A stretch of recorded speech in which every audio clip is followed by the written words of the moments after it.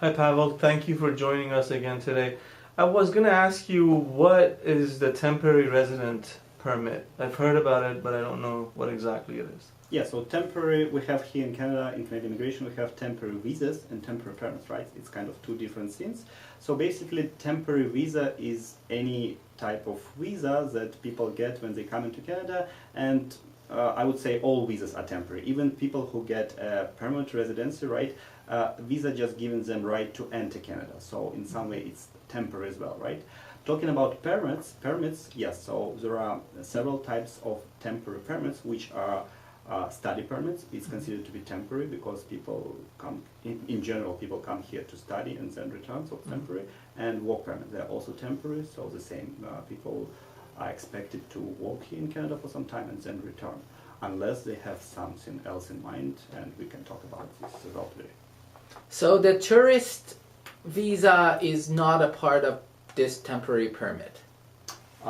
Temporary permit, no. So basically, there is no such a word as tourist visa. We have here visitor visa, right? So visitor is a business visa, is visitor. Tourist is a visitor. Guest, parents, it's all visitor, right? We don't have, some countries, yes, they have separately business visas, visitor visas, but in Canada, no. We have only general visitor visa.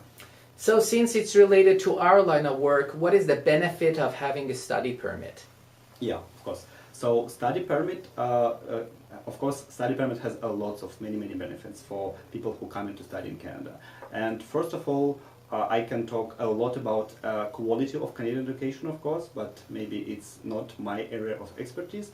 I will talk about benefits that can lead towards, say, getting a permanent residency and getting maybe later some other benefits. But the main benefit, I would say, is that some people, including me, as an immigration consultant, I will say that I consider study permit as some kind of a pathway leading to immigration or to getting permanent residence in Canada. That's my opinion.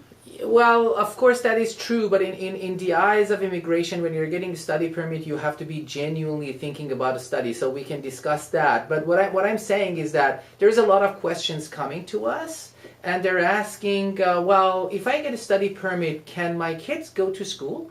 Oh, okay, so absolutely yes, and this is one of the biggest benefits for students who are parents themselves, right? So if people who come to Canada have minors, and if you ask me who are minors, minors are all people, the kids that didn't reach the age of majority. Each province has its own age, but in general it's 18 or 19 years old. Here in BC we have 19 years old, right?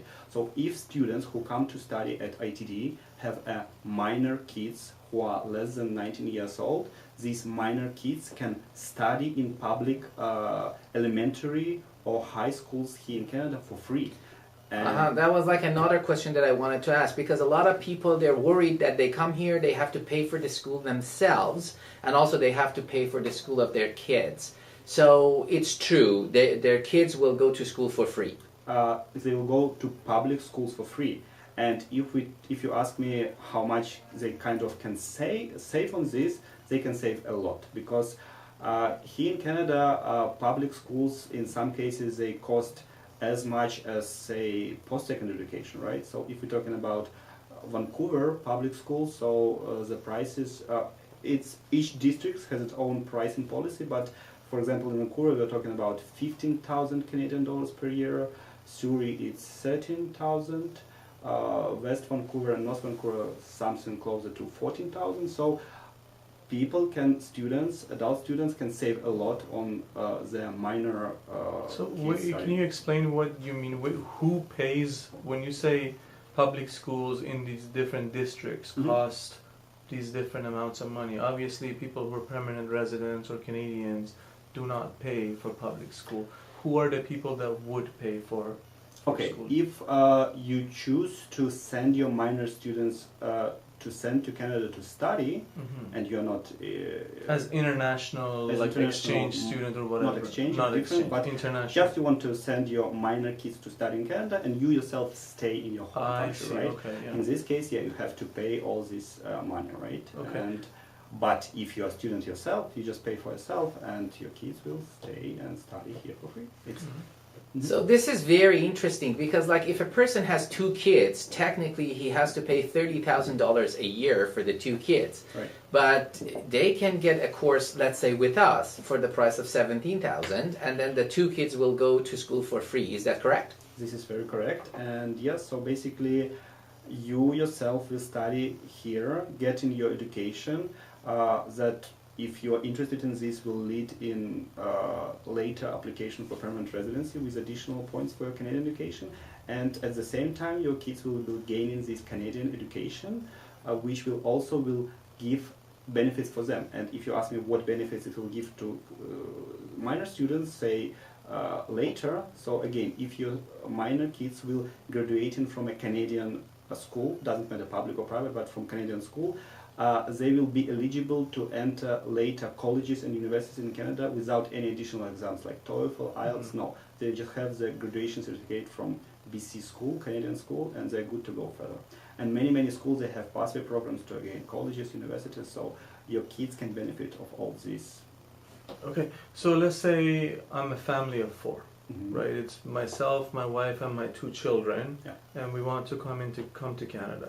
I reach out to ITD and I register for game development, right, which is $19,000, and I pay $19,000, and I'm a registered student now. Mhm. Am I able to work? Is question number 1, and is my spouse able to work, and are there any limitations on that? Sure. So, yeah, again, so studying in Canada for one family member gives a lot of benefits for others. So we already talked about kids. Yes, they study for free in public schools. They save a lot on this. Let's talk about spouses. What spouses can get out of this, right? So your spouse, doesn't matter husband or wife of a student, right? They're eligible to apply for open work permit. Okay. Open work permit will be valid for the same period of time as a main student course. So say if you have a program for 2 years, right? So your spouse will be able to work on an open work permit for the same 2 years. Okay. And again, if we talk further, if we develop this, right? So after 1 year of working on an open work permit for a spouse, she will be eligible for additional 15 to 200 points towards express entry, which will lead to immigration. Okay, now go ahead. Well, how about the student himself or herself? Are they eligible to work? Yes, definitely. Students studying in Canadian institutions for programs that are more than 8 months are eligible to work part-time. Part-time meaning 20 hours per week, right? How about when they have co-op? Oh, even better, right? So when the program has a co-op part, so during this co-op, students can work full-time, right? So basically, say you have a 1-year program, 6 months of study and 6 months of co-op. So the first 6 months you can work part-time, right? And you found your employer is willing to hire you for a full-time. Yeah, so for this one will be your co-op part. So during your co-op you can work full-time, and yeah. So to sum it up, while you're at school, you can work 20 hours a week, Right. In any sort of work that you can get. And when you're going for co-op, you can work 40 hours a week, and this has to be related to your course of study. Absolutely, yes. I'm not very knowledgeable about education part of co-op, right? But what I know as an immigration consultant, that co-op work permit allows you to work full-time. And as I know, it doesn't limit your employment in any way. If your course of study have to be related with co-op part, so yes, but as an immigration consultant, I'll tell you that co-op work permit gives you to write, it's kind of an open work permit that will gives you the right to work for any employer in Canada. Now, the other question that we're asked a lot is that are students eligible for medical services plan, like medical insurance? What I know, again, so this is a little bit out of my area of expertise, but what I know from my experience, after, I guess, 3 months of studying in Canadian educations, they're eligible to apply for MSP, which is medical service plan that all Canadian citizens and permanent residents use, so which has its own benefits. Do you have any idea of how much it is in BC?